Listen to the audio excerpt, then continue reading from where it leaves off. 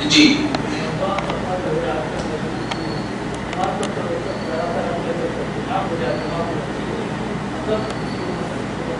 جی مطلب آپ کا سوال یہ ہے کہ نماز کی حالت میں یہاں کھجانا یا ایسا کرنا یا کپڑے موڑنا یہ سب نہیں، نماز میں کام کرنا، نماز میں کام کرنا. دیکھیے ایک چیز ہے نماز میں، جو آپ کا جو سوال ہے کہ نماز میں کچھ حرکتیں کرنے سے کیا ہماری نماز رہے گی یا نہیں رہے گی، سب سے پہلا سوال. تو دیکھیے سب سے ذہن میں یہ کہ ایک ہوتا ہے عمل قلیل اور ایک ہوتا ہے عمل کثیر. عمل کثیر کا مطلب یہ ہو کہ اگر ہم اللہ اکبر کہہ کر ہاتھ باندھ لی اور اشد ضرورت کھجا رہا ہوا تو ہم کیا ہے ایک مرتبہ کم سے کم کیا ہے اس کو کھجا لیں. اگر بار بار ہم کھجا رہے ہیں تو اگر یہ کیا ہے عمل کثیر ہو جائے گا. یہ کیا ہو جائے گا؟ عمل کثیر ہو جائے گا. تو اگر عمل قلیل نماز میں ہو جا رہی ہے تو عمل قلیل کی وجہ سے ہماری نماز ہو جائے گی، لیکن وہی عمل وہی کام اگر کثیر ہو جائے تو اس کی وجہ سے ہماری نماز ٹوٹ جائے گی، ہماری نماز ٹوٹ جائے گی. تو البتہ جو نوجوان ہو یا بوڑھے ہو یا بچے ہو، کوئی بھی آدمی، سب کے لیے مسائل برابر. اگر ہم نے اللہ اکبر کہہ کے بار بار کبھی ادھر کبھی ادھر، کبھی کپڑے موڑا کبھی یہ کیا تو دوسرے لوگ یہ سمجھیں گے کہ پتہ نہیں یہ نماز پڑھ رہا ہے یا کوئی کام کر رہا ہے. تو دوسرے لوگوں کے سمجھنے سے، تو جب دوسرے لوگ یہ سمجھنے لگے کہ یہ نماز پڑھ رہا ہے یا کچھ کام کر رہا ہے تو یہی سمجھنا عمل کثیر ہے. یہی سمجھنا کیا ہے؟ عمل کثیر ہے. تو اب اس کی نماز نہیں ہوگی. تو نماز اب ذہن منتشر ہو جاتا ہے دوسرے کا اور دوسرے لوگ سمجھ بھی آ جاتے ہیں. تو ایک تو اس کی نماز نہیں ہوگی اور اس کی وجہ سے دوسرے کا جو ذہن منتشر ہو رہا ہے تو اس کے وجہ سے اس کو بھی اس کا عذاب ملے گا، اس کو بھی اس کا عذاب ملے گا کہ دوسرے کا ذہن منتشر ہو رہا ہے. آپ اگر زیادہ اشد ضرورت ہے کھجانے وغیرہ کی تو آپ اسی وقت نماز توڑ دیں، نماز توڑ دیں اور جا کر کے کیا ہے بالکل آپ اچھے سے کھجا لیں، اچھے سے اطمینان سکون سے ہو جائے، وضو کر لیں، اس کے بعد کیا ہے آپ آئیں. لیکن اگر کسی کو کھجانے اور خارش کی بیماری ہو، کسی کو اگر کیا ہو بیماری ہو اور بیماری کی حالت میں جب تک کھجائیں گے نہیں تو ہمارے سو یہ نہیں ہوگا، تو بیماری کی وجہ الگ ہے. اگر بیماری کی وجہ سے کوئی شخص کر رہا ہے تو اب اس کی نماز ہو جائے گی، اس کی نماز میں کوئی حرج. لیکن اگر کوئی کیا ایسا کر رہا ہے کہ بار بار اس کی عادت بن گئی ہے کھجانے کی یا کوئی چیز کرنے کی تو اب اس صورت میں اس کی بھی نماز جائے گی اور اس کی وجہ سے اگر کسی دوسرے کو تکلیف پہنچ رہی ہے تو اس کی نماز میں جو خلل واقع ہو رہا ہے اس کا بھی عذاب فلا شخص کو آئے گا. لہٰذا کوئی بھی آدمی ہو اس طریقے کا عمل نہ کریں جس عمل سے عمل کثیر مراد ہو جائے. تو عمل کثیر کرنے کی بنیاد پر ہماری نماز نہیں ہو. ٹھیک ہے نا، سمجھ میں آ گئی؟ جی. اگر کوئی شخص جس کی داڑھی بڑی ہو، اگر وہ کٹاتا ہو داڑھی اور اگر اس کو امامت کے لیے کھڑا کیا جائے تو اس کے پیچھے نماز پڑھنا کیسا ہے؟ کتنا کٹاتا ہو داڑھی؟ اگر داڑھی اس کی ہے تھوڑی تھوڑی اتنی جی، اگر وہ امامت کے لیے نماز پڑھائے تو اس کے پیچھے نماز پڑھنا ہمارے لیے کیسا ہے؟ جی مطلب داڑھی کٹے ہوئے کے پیچھے نماز پڑھنا کیسا ہے، یہی مسئلہ ہے. دیکھیے تمام علماء کرام کا اس بات پر بھی اتفاق فیصلہ ہے اور شیخ عبدالحق محدث دہلوی علیہ رحمۃ و رضوان نے بھی اپنی کتاب میں ظاہر فرمایا ہے اور تمام مفتیان کرام نے فرمایا کہ ایک مشت سمجھ رہے ہیں، ایک مٹھی کا مطلب یہاں سے ایسا پکڑا جائے تو ایک مٹھی یہ نظر آئے. ایک مٹھی داڑھی رکھنا واجب ہے. ایک مٹھی داڑھی رکھنا کیا ہے؟ واجب ہے. اور ایک مٹھی سے اگر کسی کی داڑھی لمبی ہو تو اب وہ شخص کٹا سکتا ہے ایک مٹھی تک. ایک مٹھی تک کیا کر سکتا ہے وہ شخص؟ کٹا سکتا ہے. لیکن اگر کسی کی داڑھی ایک مٹھی سے کم ہے اور وہ کٹا رہا ہے تو اس نے واجبات کو ترک کیا، اس نے واجبات کو ترک کیا یعنی واجبات کو چھوڑ دیا. اور بالاتفاق بالاجماع یہ مسئلہ ہے کہ جس نے واجبات کو ترک کیا وہ فاسق ہے. وہ کیا ہے؟ فاسق. فاسق کا مطلب کیا ہوتا ہے؟ مطلب اس کی نہ نماز قبول، اس کے پیچھے نماز پڑھیں گے تو اس کی نہ نماز قبول ہوگی، دوسری اس کی نہ گواہی قبول ہوگی، اس کی نہ اب کوئی گواہ جتنے بھی ہوں گے اس کی کوئی چیز قبول نہیں ہوگی. تو ایک مشت سے اگر کسی شخص کی داڑھی کم ہو اور وہ کٹا رہا ہو داڑھی، اگر ایک مشت سے پہلے ہی کم ہے لیکن کٹاتا نہیں ہے تو آپ اس کے پیچھے نماز پڑھ سکتے ہیں. لیکن اگر ایک مشت سے کم ہے اور وہ کٹا رہا ہے تو وہ فاسق معلن ہے اس کو علل اعلان سب کے سامنے توبہ کرنا پڑے گا اور اس کو یہ دل میں کرنی پڑے گی کہ آج سے میں نے کٹا لیا ہے داڑھی، لیکن اب سے میں داڑھی نہیں کٹاؤں گا۔ اگر اس نے توبہ کر لیا تو اب اس کے پیچھے نماز پڑھنا بالاتفاق، کسی کا اس میں اختلاف نہیں ہے، بالاتفاق یہ مسئلہ ہے کہ اس کے پیچھے جتنے بھی لوگ ابھی نماز پڑھ رہے ہوں تمام کی نماز واجب الاعادہ ہے، دہرانی پڑے گی، کسی کی نماز نہیں ہوگی۔ سمجھ میں آئے گی بات؟ کیوں؟ اس لیے کہ جو واجبات ہوا کرتے ہیں واجبات کو چھوڑنے والا کیا ہوتا ہے؟ بالاتفاق فاسق مولد، اس وقت تک اس کے پیچھے نماز نہیں ہوگی جب تک کہ وہ علی اعلان توبہ نہ کرے۔ تو اگر اپنے سے پڑھے، اگر جماعت پڑھا رہے ہو تو اپنے سے پڑھ سکتے ہیں نماز؟ کون؟ بلا جماعت کر سکتے ہیں اگر؟ ہاں بلا جماعت آپ پڑھ سکتے ہیں، اس میں کوئی حرج نہیں، کیونکہ آپ کی نماز ہی نہیں ہوگی، آپ کی نماز ہی نہیں ہوگی۔ لہذا ہم کو چاہیے کہ ایسے امام کو ہی مسجد میں مقرر کرے جو امام کے بالکل باشرہ ہو۔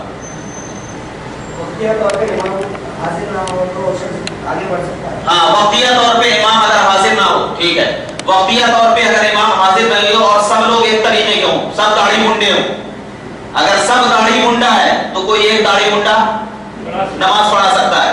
اگر کوئی داڑھی والا ہے، کوئی ایک بھی داڑھی والا ہے، کوئی ایک بھی، تو اگر وہ داڑھی والا اس کے پیچھے نماز پڑھ لیا تو اس کی نماز نہیں ہوگی، نہیں ہوگی، کیونکہ یہ مسئلہ ہے۔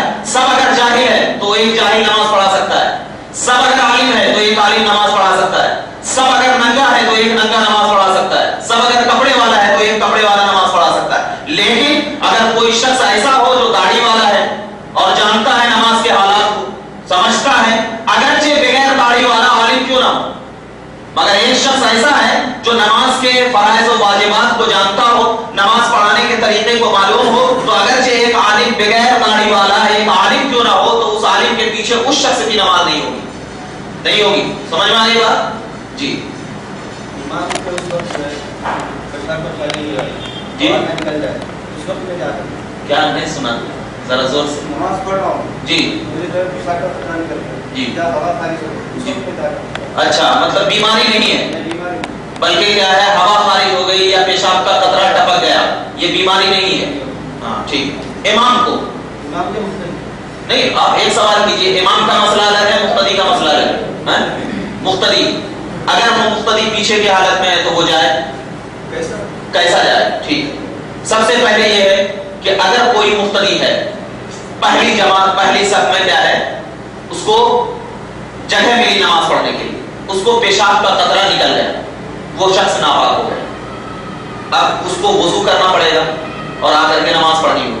اگر ایک قطرہ سے زیادہ نکلا ہے تو غسل بھی جو اس کے حد ہے مقرر، اس حد کی بنیاد پر اگر مقتدی کو کسی نے پیشاب کا قطرہ نکل گیا تو اب مقتدی آہستہ سے لوگوں کو تیرتا ہوا جائے۔ سمجھ میں آئی بات؟ مطلب یہ ہے کہ اگر پہلی جماعت میں ہے تو کیا ہے، اس کو آہستہ سے لوگوں کو تیرتا ہوا جائے، ایک صورت۔ دوسری صورت یہ ہے کہ اگر اس مقتدی کے جانے سے ہو سکتا ہے کہ نماز کے جماعتوں میں خلبلی مچ جائے، نماز کی جماعتوں میں کیا مچ جائے، خلبلی مچ جائے، افراتفری کا عالم ہو، تو مقتدی کیا ہے، اسی حالت میں وہاں پر بیٹھ جائے۔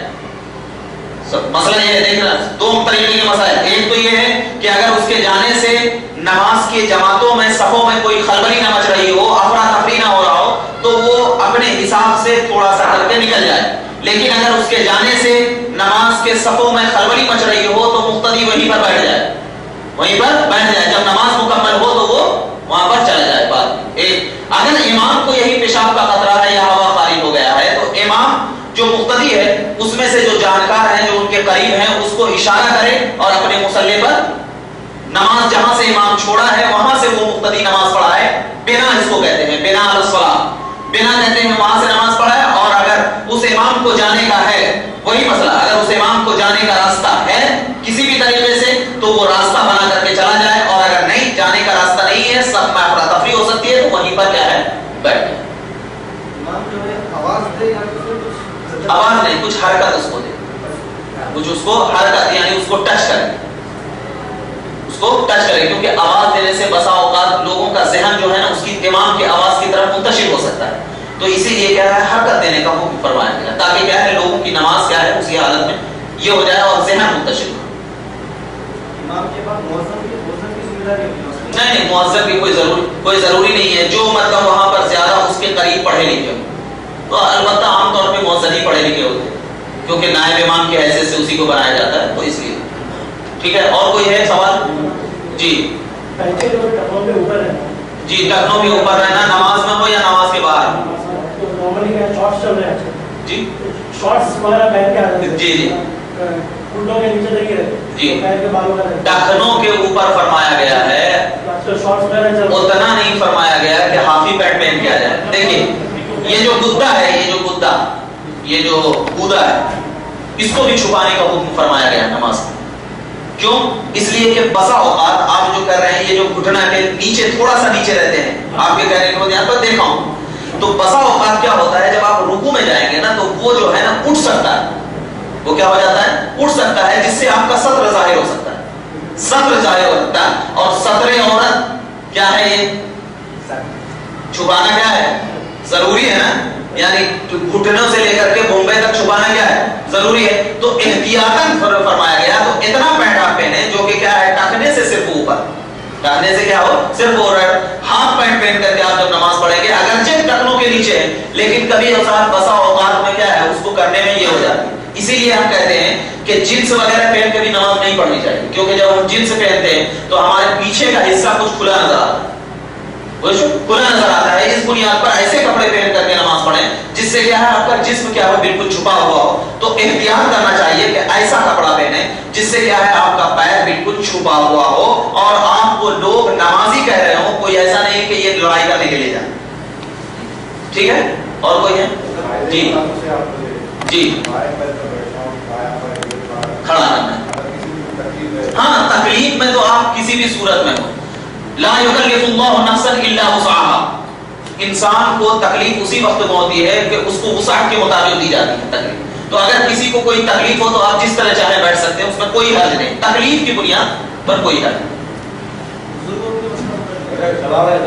جی رات میں جب تہجد کی نماز پڑھتے ہیں، جی، کتنے رکعت کے بعد ہم دعا مانگنا چاہیے؟ کس میں؟ دیکھیے تہجد کی نماز 2 رکعت سے لے کے 12 رکعت تک ہے، 2 رکعت سے لے کر کے 12 رکعت تک ہے۔ 2 رکعت کا تسلیمہ پڑھے، یعنی سلام 2 رکعت پر پڑھے تہجد کی نماز۔ تو آپ 2 رکعت پڑھ لیں گے تو بھی تہجد ادا ہو جائے گی۔ آپ 2 رکعت پڑھ کر کے اللہ کی بارگاہ میں فجر تک دعا مانگے، کوئی حرج نہیں۔